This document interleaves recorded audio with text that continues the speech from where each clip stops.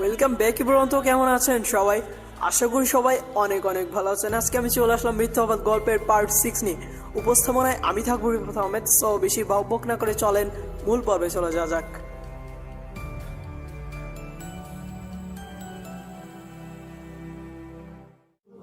বোনের বাড়ি গিয়ে আমি পা ফেলার জায়গা পাচ্ছি না, কারণ আশার ভাইয়ের সাথে সুমিয়াপুর ননদের বিয়ে, মানে দুলাভাইয়ের বোনের বিয়ে। আর আজ আমি সেখানেই। আপু শ্বশুর বাড়ি দেখেই থমকে যাই। আগে জানলে হয়তো আসতাম না, কিন্তু এসে যখন পড়েছি কিছু একটা বাহানা ধরে এখান থেকে চলে যেতে হবে। দুলাভাইকে দেখলে রাগ কন্ট্রোল করা হয়তো সম্ভব হবে না, আর যদি সবার সামনে আমাকে অপমান করে, অপমান না করলেও বিয়েবাড়ির আনন্দটা মাটি হয়ে যাবে। আমি কিছু করলেও দোষ, না করলেও দোষে পড়ে যায়। আশা, আমি আর রিমি একসাথেই আছি।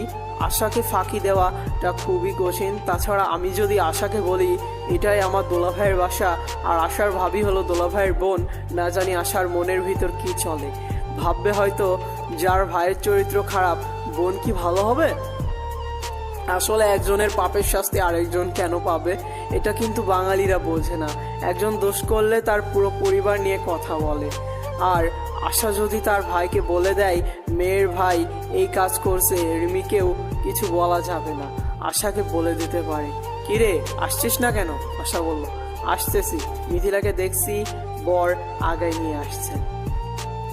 মিথিলাও এখানে, হয়তো আমার পরিবারের সবাই এখানে। আসলেই তো আব্বুকে দেখা যাচ্ছে মেহমানদের আপ্যায়ন করে ভিতরে নিয়ে বসাচ্ছে।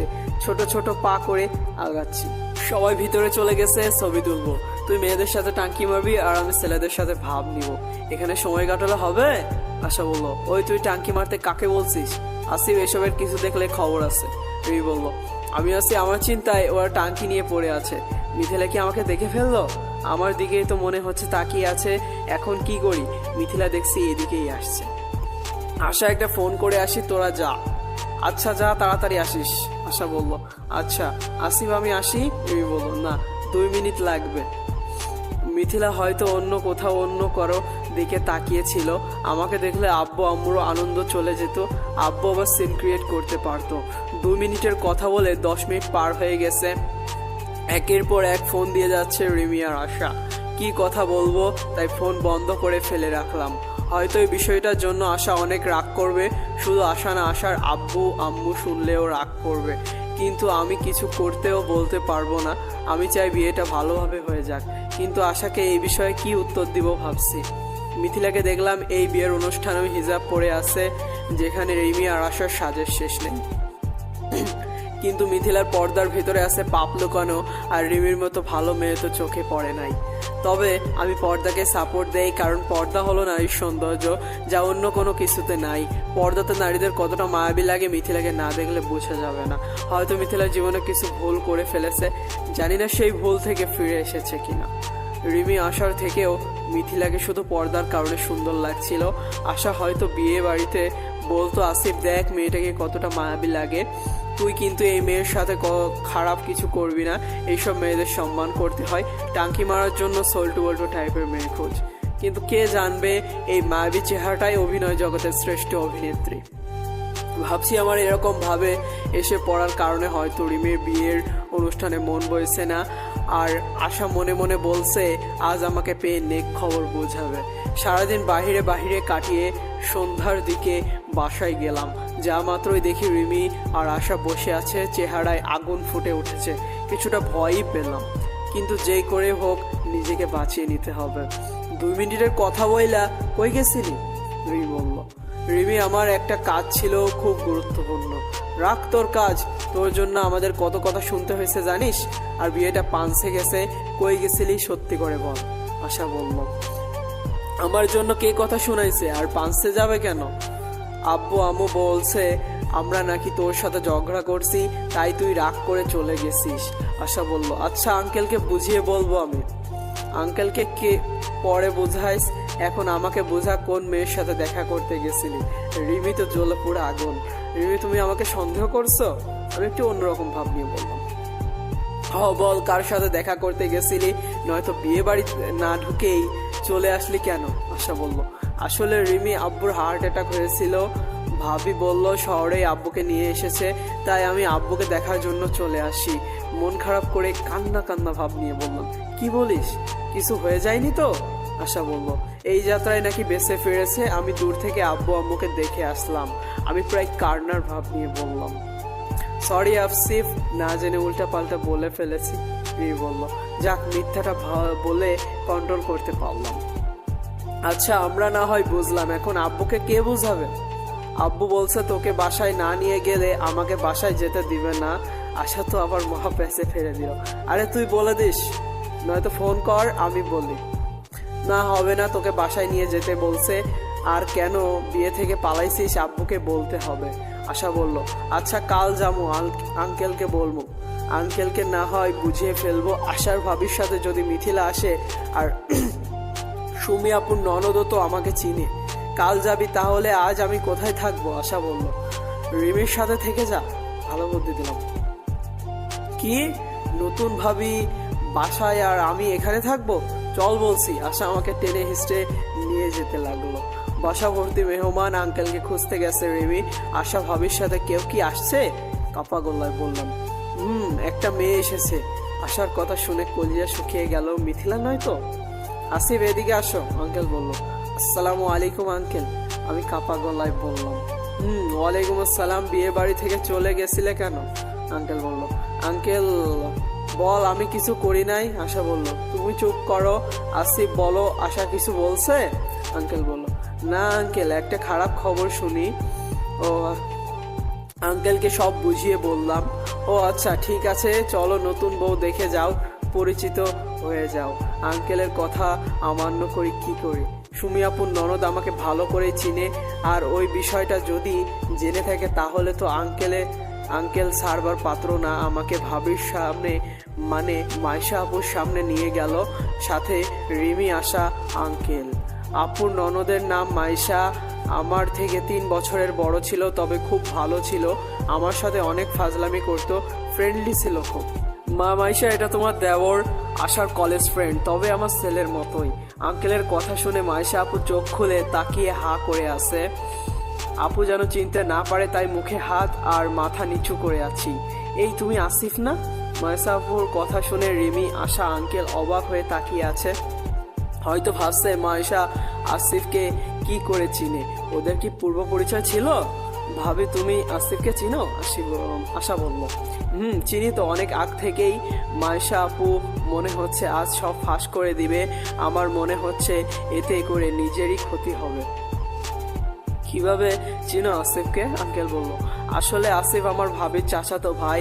কি হয়েছে আসিফ, তুমি মুখ লুকিয়ে কেন? মাইশা আপু আর কিছু বাকি রাখলো না। আপনি বলেন, আমি শুনছি, ভাঙা গলায় বললাম। তোমার ভাবির চাচাতো ভাই, ব্যাপারটা পরিষ্কার করলে বলো তো। আঙ্কেল বলল, ভাবি, আমার কাছেও কেমন ঘোলাটে লাগছে। আশা বলল, আঙ্কেল আমি বলছি, প্লিজ একটু অন্য রুমে চলুন। অন্য রুমে যেতে চাইলাম কারণ আঙ্কেলকে বুঝিয়ে বলতে পারবো। আর আমার মনে হয় মাইশা আপু আমার অপবাদের কথা কিছুই জানে না, জানলে হয়তো আমার পরিচয় দিত না। কেন আসিফ, এখানে বলো। তোমার সাথে আমার প্রায় 2 বছর পর দেখা, শুনেছি বাসা থেকে কোথাও চলে গেছো, কারো কোনো খোঁজ খবর নাই। মাইশা বলল, আপু দেখা যেহেতু হয়েছে, কথাও হবে, আর বাসা থেকে চলে আসার কারণটাও বলবো। আমার মনে হয় এরকম একটা রাতকে এইসব কথার মাধ্যমে নষ্ট না করাই ভালো। আসিফ, এখানে বলো, ভাবির সাথে তোর কি রকম সম্পর্ক? আশা বলল, শোন তাহলে, তোর ভাবির সাথে আমার পরিচয় প্রায় 4 বছর, সুমি আপুর বিয়ের পর থেকে। কারণ তোর ভাবি সুমি আপুর ননদ, আর আমি সুমি আপুর চাচাতো ভাই। কিছু করার নাই, সব কিছু বলাই লাগতো, নয়তো একটা মিথ্যা টানতে টানতে 1000টা মিথ্যা চলে আসতো। তাহলে মিথিলা? রিমি চিন্তার ভাব নিয়ে বলল, মিথিলা তো আমার ভাইয়ার আপন শালিকা। মাইশা বলল, আচ্ছা আপু, পরে কথা হবে, অনেক রাত হয়েছে, ভালো থাকবেন। বলেই সবাইকে বাহিরে নিয়ে আসলাম। সবাই আমার দিকে তাকিয়ে আছে, মনে হচ্ছে এদের মনে হাজারো প্রশ্ন জমে আছে। আমরা সবাই আশার রুমে গিয়ে বসলাম। আঙ্কেল আমার সাথে ঘটে যাওয়া বিষয়টা জানে, তাই ভয়টা বেশি। আশাকে আমি বুঝিয়ে নিতে পারতাম, কিন্তু আঙ্কেলকে? আসিফ, মাইশা কি তাহলে তোমার দোলা ভাইয়ের বোন? আঙ্কেল বলল, জি আঙ্কেল। এইরকম একটা চরিত্রহীন ছেলের বোন আমার বাড়ির বউ হয়ে এসেছে। আগে জানলে কখনো এরকম ভাইয়ের বোনকে বউ করে আনতাম না। আঙ্কেলের ভাবভঙ্গিমায় রাগ দেখা যাচ্ছে। আঙ্কেল, মায়েশা আপু অনেক ভালো, আর ওনার ভাইয়ার চরিত্র খারাপ বলে আপুর চরিত্র খারাপ হবে ব্যাপারটা কিন্তু এরকম না। আপনি মাথা ঠান্ডা রেখে কয়েকদিন সব কিছু দেখুন, দেখবেন আপু সবার মন জয় করে ফেলেছে। আর ভাইয়ার শাস্তি বোনকে দিয়েন না প্লিজ। আঙ্কেলকে বোঝানো যতটা কঠিন ততটাই সহজ, শুধু কথায় যুক্তি থাকতে হবে। মায়েশা জানে তার ভাইয়ার চরিত্র এমন? আঙ্কেল বলল, মনে হয় জানে না। এই ব্যাপারটা শুধু আমাদের বাসার মধ্যেই আছে আর আপনাদের বলেছিলাম। আর আপু জানলে তো আমাকে খারাপ ছেলে ভেবে এইভাবে চিনে ফেলার সাথে সাথে বলতো না আমার পরিচয়। আমি বললাম, বুঝলাম। আমিও দেখি কয়েকদিন মেয়ে ভালো হলেই হলো, ফ্যামিলি জাহান্নামে যাক। আঙ্কেল বলল, ধন্যবাদ আঙ্কেল, ভালো কথা বলছেন। আপুর ফ্যামিলি আপনার সংসার করবে না, আপুই করবে। আমি আঙ্কেলকে সাপোর্ট করলাম। আসিফ, আমি কি ভাবিকে এসব বলবো? তার ভাইয়ার চরিত্র তোকে বাসা থেকে বের করে দেওয়া। আশা বলল, না বলিস না, কারণ এই কথা শুনলে আপুর চোখে তার ভাই ছোট হয়ে যাবে তোদের কাছে। আপু নিজেই যার অন্যায় সেই ভোগ করবে। আমি বললাম, আচ্ছা ঠিক আছে। আশা বলল, এখন কাউকে কোনো কিছু বলার দরকার নেই। যদি মাইশা জিজ্ঞেস করে আসিফের চলে আসার কারণ জানিস কিনা বলবি, আমাদের এখনো বলে নাই। আঙ্কেল বলল, ওকে আব্বু। আচ্ছা আঙ্কেল, অনেক রাত হয়েছে, বাসায় যেতে হবে। আমি বলল, আঙ্কেল বিয়ের ভেজাল পর্যন্ত আমি আর আসছি না, আপুর ফ্যামিলির কেউ দেখলে প্রবলেম হতে পারে। আমি বললাম, আচ্ছা সাবধানে যেও। আঙ্কেল বলল, আশাদের বাসা থেকে রিমিদের বাসায় যেতে 5 মিনিটের রাস্তা, তাই হেঁটেই চলছি। আসিফ, তোমার বিয়ে বাড়ি থেকে চলে আসার কারণ তাহলে এটাই ছিল? আমি বললাম, আমি ওইখানে আব্বুকে মিথিলাকে দেখতে পেয়েছিলাম, আর সুমি আপুর শ্বশুর বাড়ি তো আমি চিনতামই। আমি বললাম, আমাকে বললে না কেন? সরি রিমি, মিথ্যাটা বলার জন্য।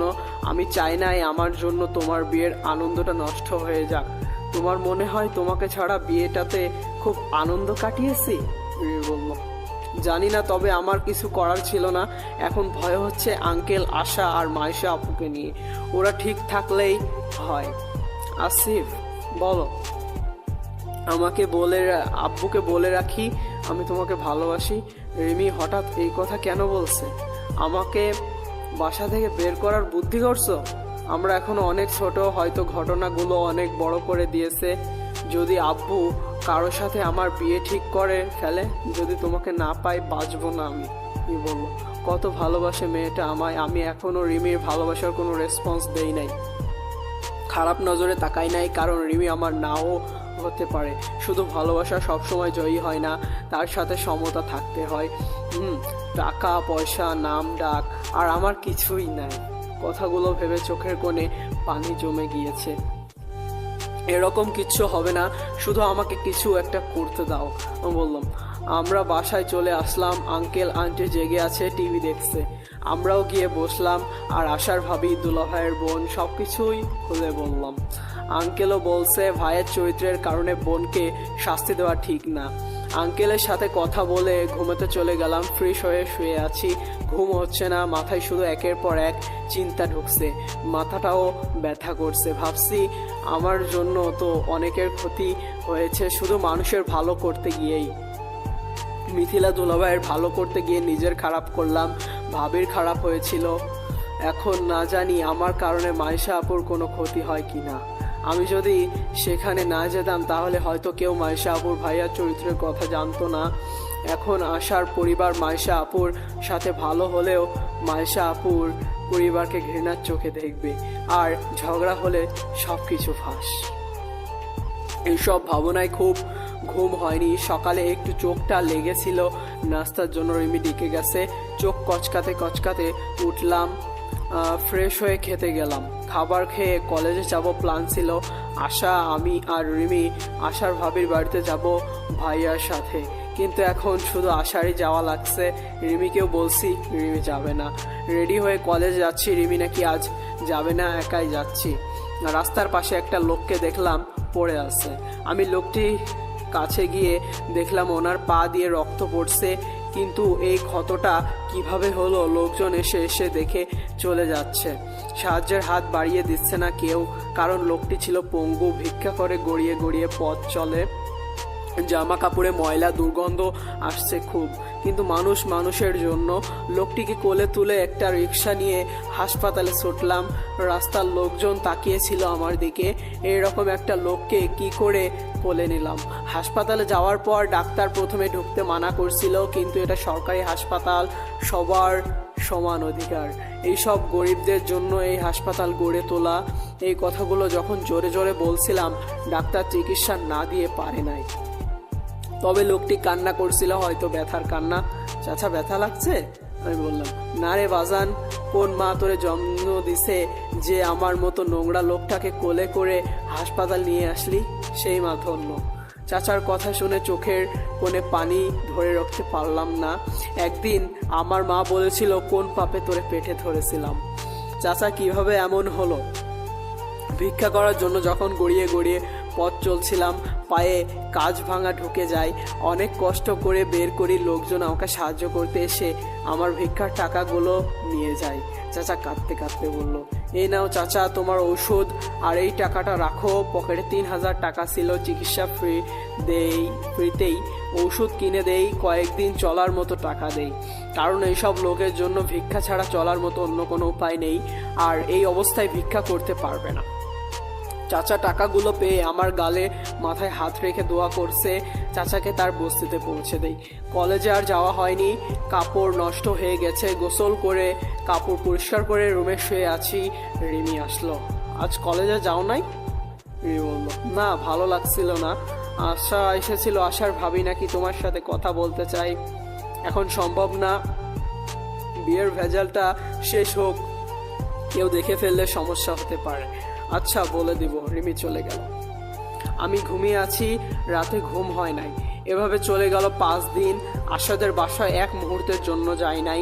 সন্ধ্যার দিকে রিমি এসে বলল আশা এসেছে, সাথে আশার ভাবি। রিমি কথা শেষ না করতে করতে আশা, মায়েশা আপু আর তাদের সাথে সুমি আপু। সুমি আপুকে কেন নিয়ে এসেছে চলবে। তো বন্ধুরা, আজকের পর্ব এখানে শেষ করলাম। ভিডিওটি ভালো লাগলে একটি লাইক দিবেন। ভিডিওর মধ্যে কোনো ভুল ত্রুটি হয়ে থাকলে অবশ্যই ক্ষমার দৃষ্টিতে দেখবেন, যেহেতু মানুষ মাত্রই ভুল। আর আমার জন্য দোয়া করবেন যেন আমি তাড়াতাড়ি সুস্থ হয়ে যাই। একটু ঠান্ডা লাগছে, আর আমি আপনাদের জন্য দোয়া করব। তো দেখা হবে সামনের পর্বে।